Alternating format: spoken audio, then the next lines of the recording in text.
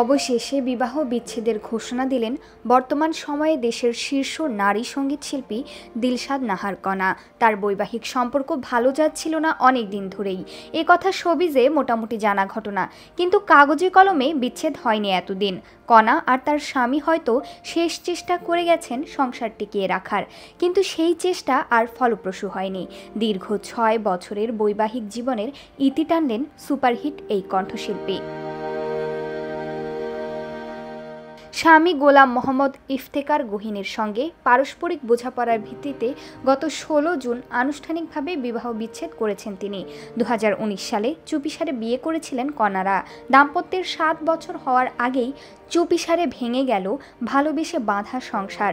বিচ্ছেদের বিষয়টি নিশ্চিত করে বুধবার ২৫ জুন সামাজিক যোগাযোগ মাধ্যমে এক আবেগঘন বার্তা দিয়েছেন কণা।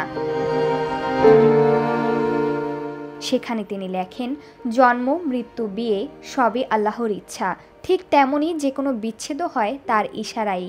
আমি এবং গহিন দীর্ঘ ৬ বছরের সংসার জীবনের পর আমাদের পথ আলাদা করার কঠিন সিদ্ধান্ত নিয়েছি। এটি একান্তভাবেই আমাদের পারস্পরিক বোঝাপড়ার ফল। তিনি আরও লেখেন, আমরা একে অপরের প্রতি সবসময় শ্রদ্ধাশীল থাকব। জীবনের নতুন অধ্যায়ে যেন শান্তি ও সম্মানের সঙ্গে এগিয়ে যেতে পারি, এটাই প্রত্যাশা।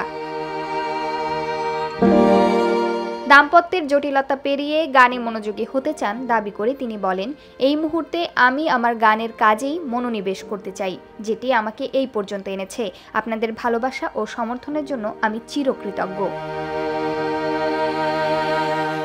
প্রসঙ্গত, দিলশাদ নাহার কণা ও গহিনের বিয়ে হয়েছিল ২০১৯ সালের ২১ এপ্রিল। অনেকটা ঘরোয়া পরিবেশে অনুষ্ঠিত সেই বিয়েতে উপস্থিত ছিলেন পরিবারের সদস্য ও কাছের কিছু মানুষ।